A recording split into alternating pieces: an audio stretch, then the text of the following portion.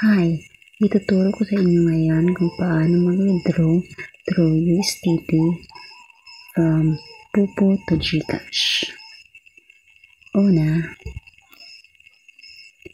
open natin yung GCash account natin.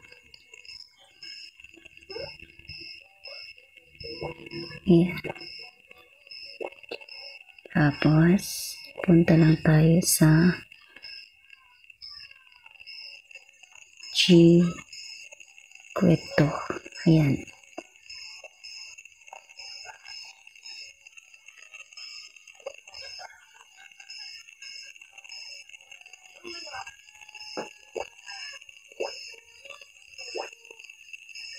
Given na may G-Crypto ka na or nakapag-register ka na.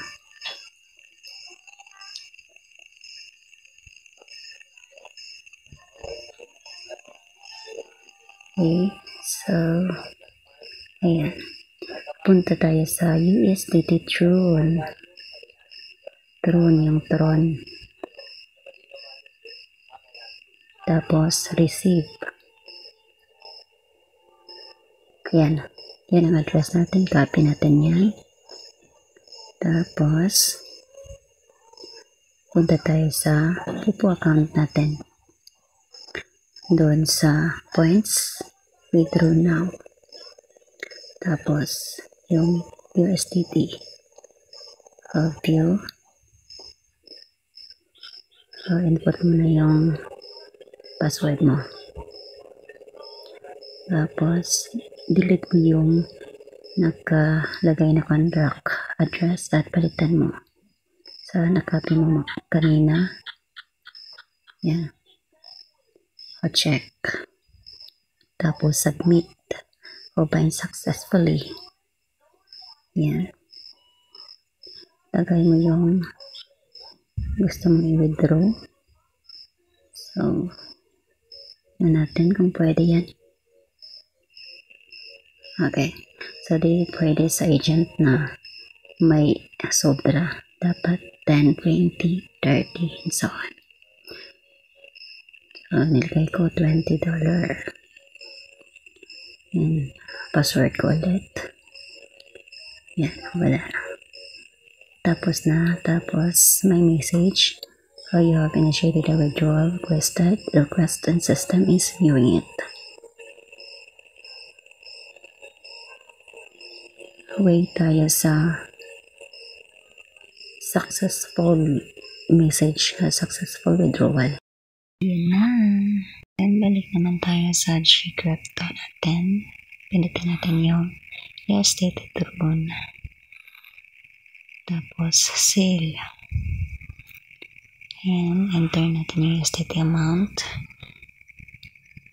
Kung kano ang gusto mong kunin. 19.99, kunin ko lahat. Ayan, yung value sa peso is 1,099.46. Okay, I'll sell USDT. Pindutin lang yan.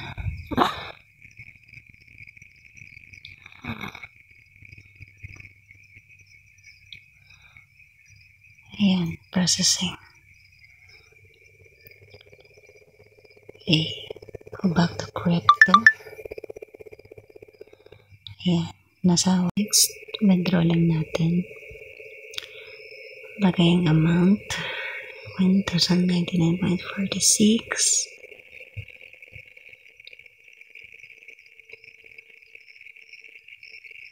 Continue.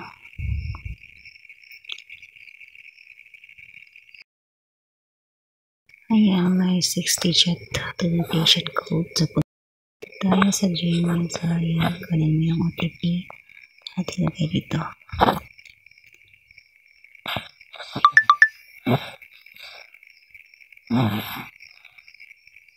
Ayan, success. Back to G-Crypto. Okay, wala na naman yung trading wallet ko.